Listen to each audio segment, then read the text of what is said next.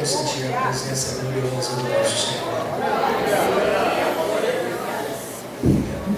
Busca por favor, a sua Bíblia. No Evangelho segundo escreveu Lucas.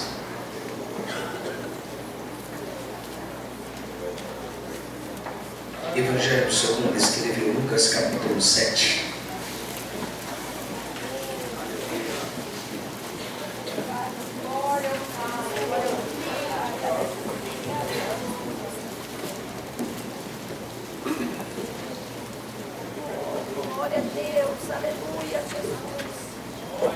Evangelho segundo escreveu Lucas, capítulo 7.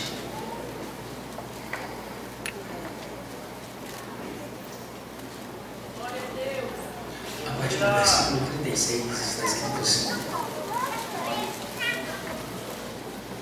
E um dos fariseus chamou-lhe que comesse com ele. E entrando em casa do fariseu, assentou-se à mesa. E eis que uma mulher da cidade, pecadora, sabendo que ele estava à mesa em casa do fariseu, levou um vaso de alabastro com unguento. E estando por detrás, aos seus pés, chorando, começou a regar-lhe os pés com lágrimas. E enxugava-lhe-os com os cabelos da sua cabeça, e beijava-lhe os pés, e ungia-lhe-os com um unguento. Quando isso viu o fariseu que o tinha convidado, falava consigo mesmo: se este fosse profeta, bem saberia quem e qual é a mulher que lhe tocou, pois é uma pecadora. E respondendo Jesus, disse-lhe: Simão, uma coisa tenho a dizer-te. E ele disse: dize-a, mestre. Um certo credor tinha 2 devedores. Um devia-lhe 500 dinheiros e outro 50. E não tendo eles com que pagar, perdoou-lhes a ambos. Então me diga, qual deles o amou mais? E Simão respondendo disse: tenho para mim que é aquele a quem mais perdoou. E ele lhe disse: julgaste bem. E voltando-se para a mulher, disse a Simão: vês tu esta mulher? Entrei em tua casa e não me deste água para os pés, mas ela regou-me os pés com lágrimas e enxugou com seus cabelos. Não me deste ósculo, mas esta, desde que entrou, não tem cessado de me beijar os pés. Não me ungiste a cabeça com óleo, mas esta me ungiu os pés com unguento. Por isso te digo que os seus muitos pecados lhe são perdoados, porque muito amou. Mas aquele a quem pouco é perdoado, pouco ama. E disse a ela: os teus pecados te são perdoados. Os que estavam à mesa começaram a dizer entre si: quem é este que até perdoa pecados? E Jesus disse à mulher: a tua fé te salvou. Vai em paz. Tomai o vosso assento, queridos. Eu quero expressar a minha alegria por estar de volta a esta casa para cultuar a Jesus com os irmãos e ao mesmo tempo ter o privilégio de anunciar a palavra do Senhor a pastor Benedito, sua esposa, irmã Neuza. Minha gratidão ao Senhor Deus pela sua vida, pela sua família, por todo o corpo de obreiros que aqui cooperam para o crescimento e desenvolvimento da obra do Senhor. Mas veio o pastor Fagundes, esteve ministrando a nossa igreja ali em Goiânia. Que o Senhor continue abençoando o seu ministério cada vez mais.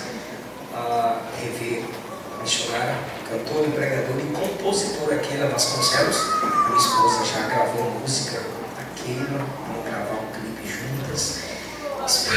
Esposa do pastor Robson, um grande amigo, uma igreja próspera, que há muito tempo eu prego ali, e cada vez que estou ali naquela igreja sou edificado. Pastor Marco Aurélio, então eu posso ir, Regina, amamos vocês, muito obrigado pelo contato de sempre. Queridos, depois da pregação, eu tenho 2 temas em lançamento da minha autoria. Eu estou lançando uma coleção do Antigo Testamento intitulada Deus Fala. Em cada livro do Antigo Testamento, Deus fala. Estou orando ainda pelo título do Novo Testamento. Deus fala em Gênesis, Deus fala em Êxodo. Aqui nós temos uma abordagem expositiva, capítulo por capítulo, no livro das origens, e uma abordagem expositiva, capítulo por capítulo, no livro da máxima manifestação divina no Antigo Testamento. Em cada capítulo eu te dou aqui tema, introdução, tópicos, comentário, conclusão, apontando para Jesus, porque nós temos que ler o Novo Testamento, o Antigo Testamento, perdão, com os óculos do Novo Testamento.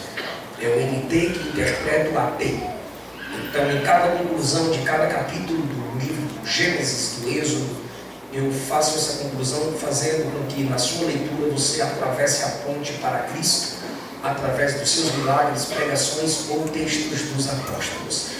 É um livro para quem prega, para quem compõe, é um livro para quem quer ter um devocional diário, desde que siga o todo da Bíblia. Existem pessoas que o seu coração deseja Deus, deseja a palavra, mas fazem um tipo de devocional desorganizado. Eu dou um exemplo disso. Na segunda você lê Gênesis 1, na terça você lê Mateus 4, na quarta você lê Apocalipse 5. Aí chega no Apocalipse 13, fica lá me perguntando: pastor, quem é a besta do Apocalipse? É tu. Porque está lendo a Bíblia toda desorganizada, irmão. A Bíblia é uma história que tem começo, meio. Eu ofendi vocês, foi? A Bíblia é uma história que tem começo, meio e fim. Então aí alguns perguntam: pastor, por onde eu começo a ler a Bíblia? Pelo começo. O começo é Gênesis.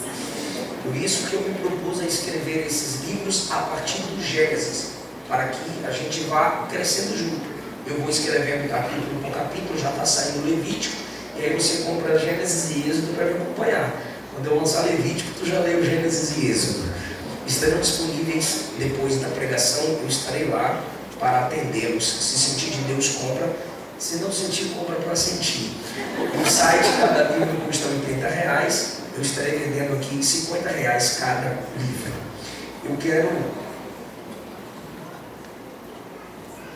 Senão eu não volto, né, chefe?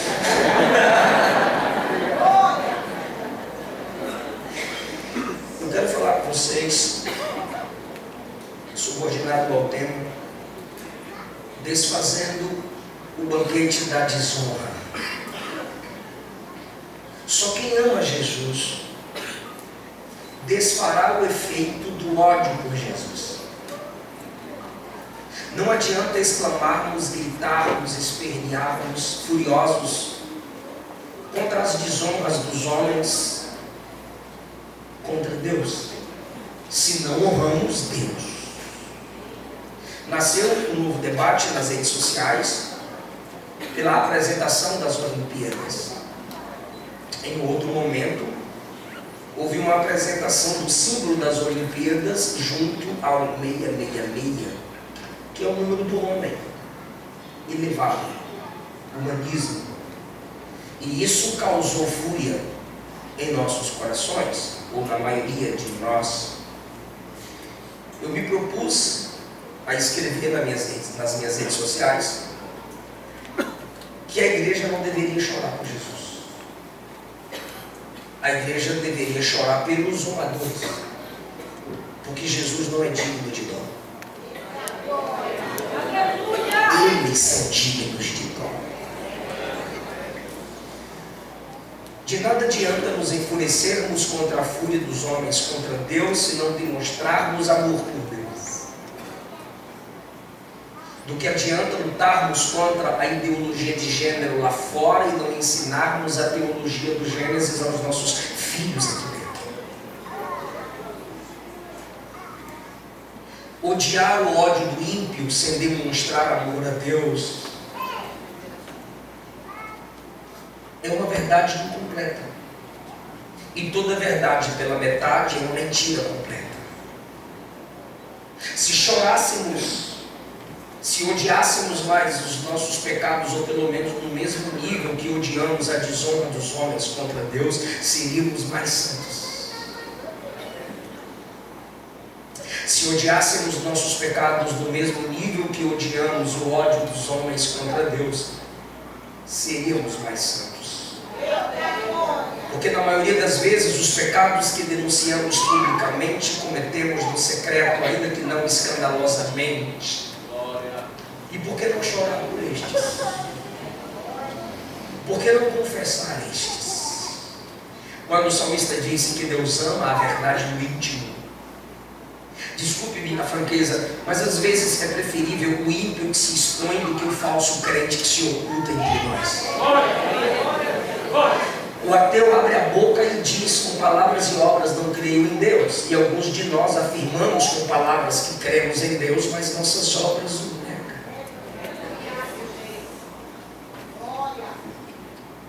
A gente precisa, na nossa vida, desfazer um banquete da desonra. Por que eu digo isso? O texto diz no 36 que um dos fariseus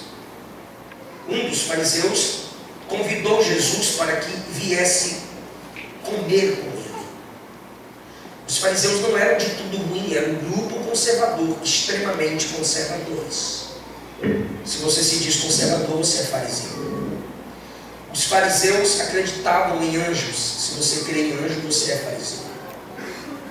Eles acreditavam na ressurreição dos mortos. Se você também crê, você tem uma característica farisaica. Os fariseus acreditavam na separação de pessoas sujas ao extremo. Mas nós também acreditamos que podemos ter paz com todos, mas não com união. Os fariseus foram aqueles que não permitiram que o conhecimento grego anulasse o conhecimento da lei de Moisés. Se não fossem os fariseus, o império greco-romano, o conhecimento greco-romano, os filósofos das leis humanas tinham destruído o que temos como Antigo Testamento. E foram os fariseus que se esforçaram para que fossem preservados e nós tivéssemos acesso ao conhecimento do lado. Mas como esses homens eram exemplares, sábios, inteligentes e admirados, se tornaram hipócritas. Porque de tantos elogios, eles não tinham mais coragem de rasgar o coração. Se satisfaziam em rasgar as vestes. Por causa dos elogios, passaram a se sentir superiores aos outros.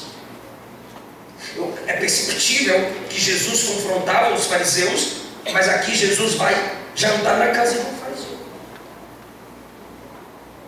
Atos capítulo 7, pós pregação de Estevão, a Bíblia diz que muitos fariseus se convertiam a Cristo. Muitos sacerdotes que faziam parte do sistema que odiava Jesus. Esse homem convidou Jesus para um banquete, mas não pense que é aquele tipo de banquete em que você participa na casa da mãe, da sogra, do cunhado, do pastor, do líder de jovens. Não é aquele banquete, aquela pizza que te chamaram para firmar uma comunhão, para congratular juntos, para comer pipoca, assistir um filme. A gente fica feliz, tomar banho de piscina e mostrar que a gente é amigo, é nós estamos juntos. Tem MJ, não. Esse tipo de banquete aqui é de onde se originou simpósios. É um tipo de banquete intelectual. Se um mestre fariseu convida outro mestre e é de mestre que o fariseu chama Jesus, é porque era um banquete de teste teológico. O fariseu convidou Jesus àquele banquete para testar o nível teológico de Jesus. Matthew Henry diz que acredita que a intenção do fariseu convidar Jesus foi ridicularizá-lo. A intenção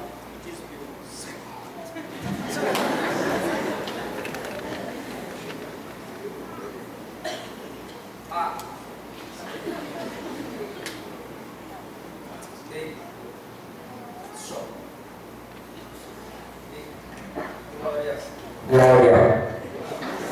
E só se colar na boca, sonoplasta ama isso. Aleluia. a intenção do fariseu é fazer de Jesus um entretenimento para a sua casa. Porque os fariseus eram os detentores do conhecimento, da interpretação da lei de Moisés. E Jesus, por onde passava, agregava multidões. E se eu não posso te vencer no argumento, eu vou ridicularizar você. Porque quando eu te ridicularizo, outros vão rir de você e zombar de você juntamente comigo. E isso pode te atingir. Ele prepara um banquete para a desonra. Os irmãos percebem no texto, se puder só tocar a bateria do outro. Os irmãos percebem no texto que quando a mulher faz o que fez, ele diz consigo mesmo, o fariseu, fala consigo mesmo, se este, nem o nome de Jesus ele citou, se este fosse profeta, saberia que tipo de mulher está tocando nele. Ele despreza tanto Jesus, que ele não chama Jesus pelo nome, e ele está confirmando. Está provado que ele não é profeta, porque ele leva Jesus ali com a intenção de provar que Jesus não é o que o povo diz que Jesus é. Então, pelas palavras dele, você percebe que ele não convidou Jesus para um algo. É a primeira prova de que é um banquete de desonra.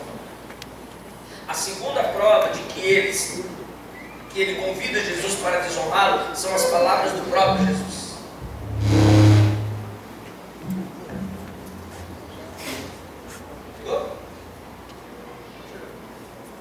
Chega, corre.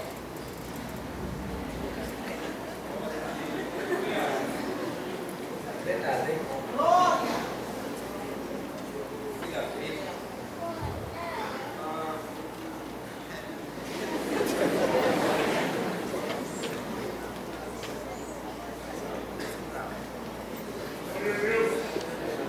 Glória a Deus. Glória a Deus. Regula aí, Jeremias.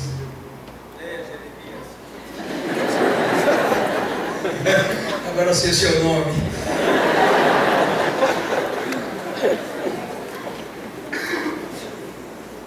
Aquele banquete não foi para honrar Jesus.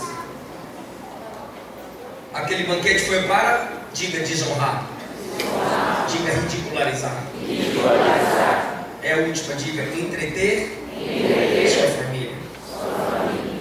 Olha quem papai trouxe para nossa casa, o Jesus. Olha Jesus na mesa de papai, papai é fera. A primeira prova de que Jesus está ali para ser desonrado está nas palavras do próprio Simão, quando vê Jesus sendo honrado por aquela mulher, e ele diz, por dentro. Porque todo desleal fala por dentro. É covarde. Ele disse por dentro, se este fosse profeta, saberia que tipo de mulher está tocando nele. A segunda prova de que o convite foi para a desonra vem da boca de Jesus. A primeira prova vem do coração do fariseu. A segunda vem da boca de Jesus. Simão, eu cheguei e você não me deu o básico, água. Qualquer pessoa que chegasse na casa de outrem recebia do menor servo da casa, recebia. Qualquer pessoa que chegasse recebia água para lavar o pé. Perceba que Jesus não se apresenta como interesseiro, alguém que suga. Jesus diz assim, eu cheguei e você não me ofereceu. Jesus não diz assim, eu cheguei e você não me lavou. Porque se você chegasse, você teria água oferecida para você lavar os seus pés. É o ponto cultural. E vou falar sempre o ponto cultural que tem aqui. O segundo ponto cultural é, se você fosse convidado, eu não te daria água, eu lavaria seus pés. E o texto diz que Jesus foi. Se Jesus foi convidado, Jesus não deveria receber a água. Jesus deveria ter os pés. Mas Jesus olha para ele e se trata não como quem foi convidado. Porque se Jesus tivesse sentido ou se auto-reconhecendo como convidado, Jesus diria, eu cheguei e você não me lavou os pés. Mas Jesus sabe que ele está sendo tratado não como quem foi convidado. Jesus está sendo tratado como alguém que chegou. E como Jesus está sendo tratado como alguém que chegou, Jesus vai dizer: eu cheguei e você nem me ofereceu base. Meu Deus. Jesus está revelando o coração do fariseu. Porque o fariseu convida Jesus e desonra Jesus aqui dentro. Aí Jesus expõe a desonra dele para todo mundo. Eu quero ver até quando você vai ficar com essa onda de que Jesus não envergonha ninguém. Continue envergonhando Jesus e vai chegar um momento que você vai descobrir que tipo de gente ele envergonha, que é o teu tipo.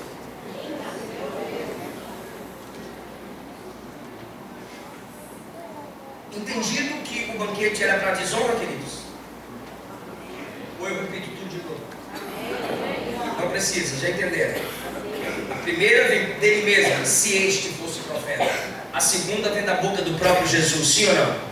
Lembra que João disse em Mateus capítulo 3, quando Jesus está descendo as águas para ser batizado, João se considera o menor servo da casa diante de Jesus, e João diz assim: eu não sou digno nem de desatar as alparcas dos seus pés.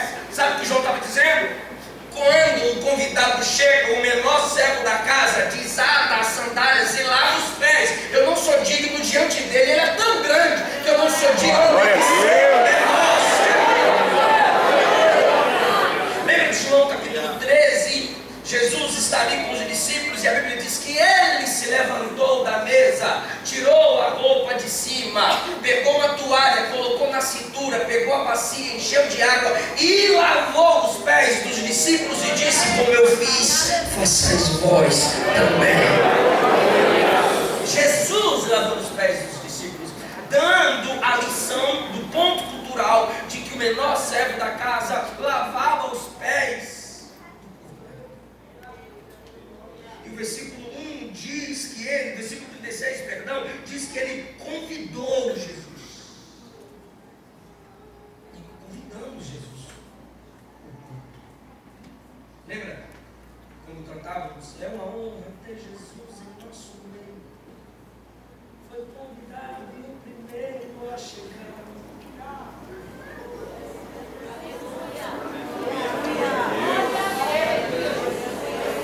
Quantas vezes estamos vindo ao culto e falamos: fala comigo, Jesus.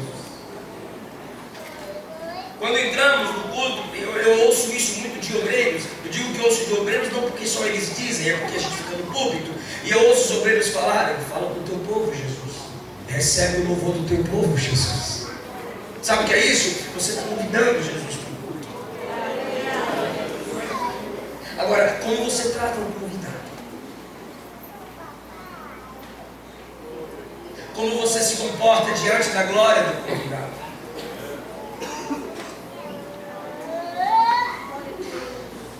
Simão, o fariseu, está vendo Jesus na mesa, e a mesa, ponto cultural 3, não é como a nossa, é rente ao chão, e se apoiava a mesa com os pés para trás. Jesus está no chão, lado esquerdo apoiado na mesa, lava a mão e come do pão com os pés de fora. É um banquete de debate, é um banquete onde só quem convidou e quem está à mesa pode fazer pergunta. Mas por ser um banquete, coinonia, comunhão, qualquer pessoa pode entrar. Só não pode chegar-se à mesa, só não pode fazer pergunta, pode escutar a sabedoria de um dos mestres, mas não pode fazer pergunta, nem questionar, nem falar nada.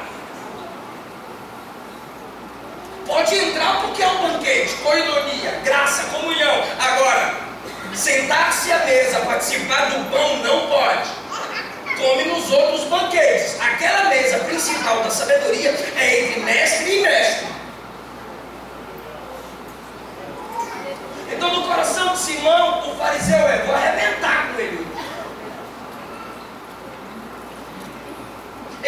Vou provar que a teologia dele é falha.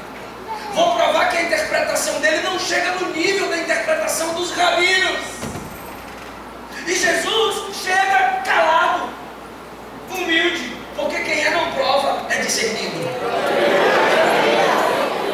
Com sua simplicidade, ele chega, se assenta à mesa, se assenta na nossa linguagem. Os pés estão para fora, para trás. Ele está aqui, apoiado, come aqui, e os pés estão para trás, quase deitado ao chão. Esqueça o fariseu e tem uma mulher pecadora da cidade. Vive na imoralidade sexual. Lucas é o autor que mais revela Jesus atraindo a si pecadores pela pregação.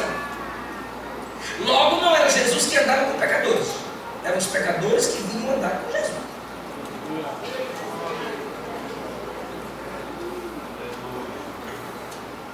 E agora Jesus, como um imã, atrai uma mulher pecadora. Sendo mulher, na condição que vive, não tem nem vez nem voz. Mas é um banquete. Na casa de um fariseu, ela jamais entraria. No templo, pior. Na sinagoga, esquece. Mas como é um banquete, ela pode entrar. Como ela pode entrar e sendo mulher, só quem é mulher e quem é casado vai concordar comigo, ela é detalhista. Ela vai perceber o que os outros não percebem. Mas ela não projetou. Ela não projetou envergonhar seu nome. O projeto dela é honrar Jesus. Se quem desonra Jesus vai ser envergonhado, é problema dele, plantou, colheu. Mas a intenção dela é honrar Jesus. Aleluia. Sabendo que ele estava na casa, diante da mesa, versículo 37, sabendo, ela sabe que Jesus vai estar ali. Opa, Jesus, aquele que prega e queimou meu coração. Jesus, aquele que prega e arde minha alma, vai estar perto de mim. Vou lá. O que ela faz? Antes de ir, ela vai em casa e pega um vaso. Só as irmãs, o vaso. Porque as mulheres desse estilo de vida tinham o vaso e o frasquinho. O vaso tinha a quantidade maior, o frasquinho a porção menor. E para que o frasquinho? Pendurado a um tipo de cordão, como um colar, ponto cultural, ela usava em volta do pescoço, sobre os seios, para atrair os homens para a sua imoralidade. Então em casa ela abria o frasquinho, pegava o vaso, colocava a quantidade necessária, fechava o frasquinho e na rua usava para, através daquele perfume, atrair os homens para a sua vida pecaminosa. Mas quando ela sabe que Jesus está na casa de Simão, o fariseu, ela não vai pegar o frasquinho. Eita! Glória! Ela vai pegar tudo. Porque quem encontra com Jesus renuncia por completo.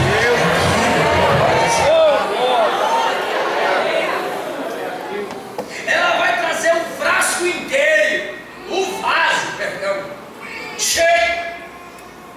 O texto diz que ela foi e veio com um vaso de alabastro com unguento. O unguento é o conteúdo, o alabastro é o material, e estando por detrás, porque os pés de Jesus ficavam para trás, e ela veio por detrás. Todos estão olhando para a mesa. Quem está lá está olhando para a face de Jesus, para a face dos discípulos, para a face do fariseu. Ela veio por detrás.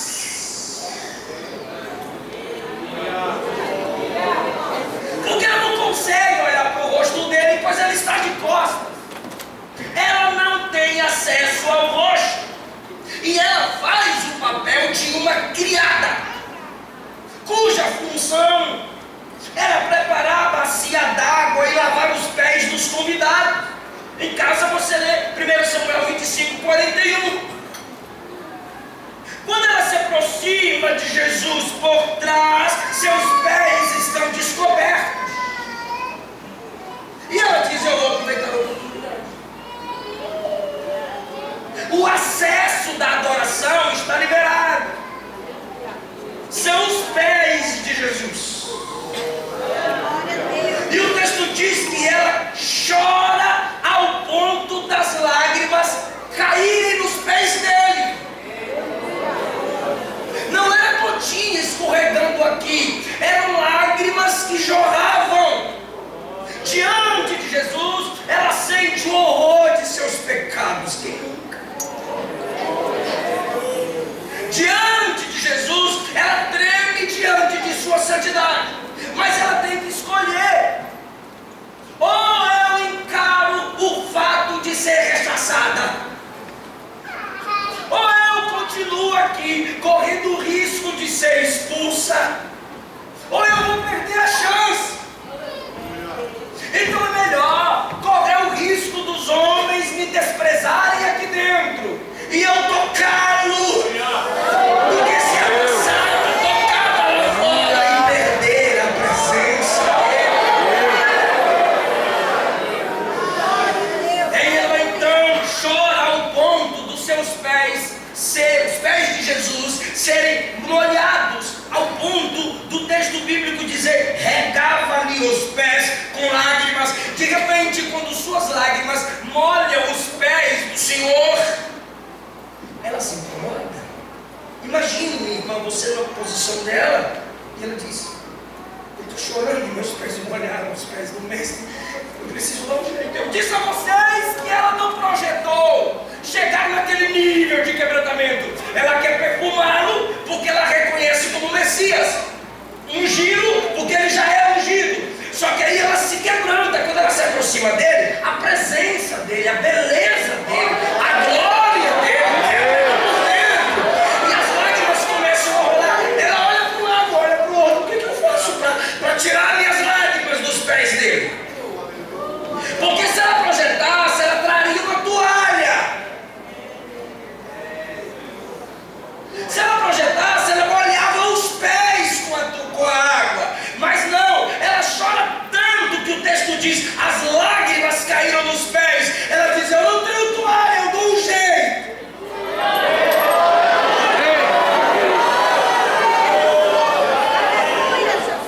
E ela pega aquilo que a Bíblia chama de a glória da mulher e começa a secar as lágrimas dela nos pés dele.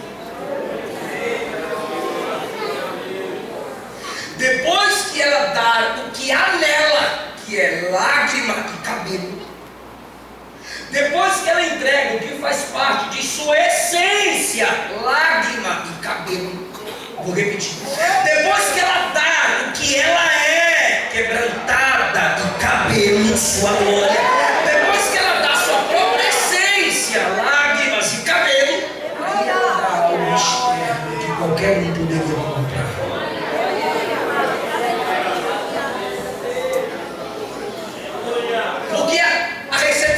Jesus, a oferta dela, não é por causa do perfume, é o quebrantamento.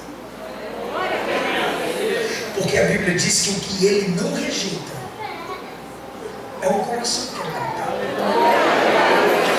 E ela está com o coração quebrantado porque ela precisa de perdão. Se ela precisa de perdão, é porque ela reconhece que é pecadora.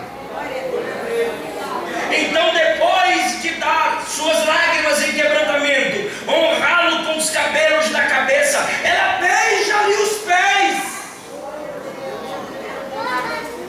Pés que não lavaram, pés que não enxugaram, pés que ninguém se importou. Ela sente a desonra dele. Ela sente a vergonha que ele está passando. Ela sente a humilhação que estão causando a ele. E aí, o que ela faz? Introdução da mensagem. Ela poderia dizer: Senhor, ninguém mais vai te honrar, ninguém vai reconhecer sua glória, ninguém vai reconhecer seu valor. Não, não adianta ela simplesmente se irá. Se ela sente te desonram, eu vou te honrar. Todos te desprezam, eu vou abraçar e beijar os seus pés. Se você estiver ligado nessa palavra, o Espírito Santo está lhe dizendo que verdadeiro adorador não espera outro adorar para ele adorar. Se é verdadeiro adorador, ele causa adoração.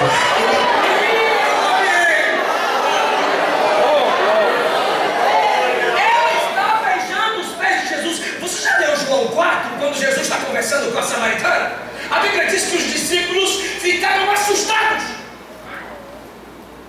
porque Jesus estava falando com uma mulher.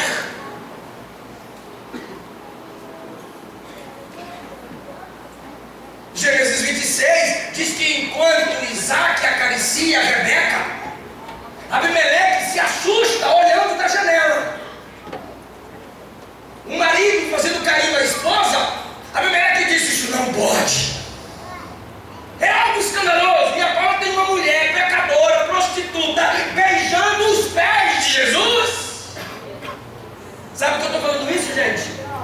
Jesus estragou o clima do banquete. Tu quer estragar a minha honra, eu estrago a sua festa. É claro que ele poderia dizer: não me toque, se afaste. O único que poderia fazer isso era Jesus. Jesus estava sentindo e deixou. E os religiosos à mesa: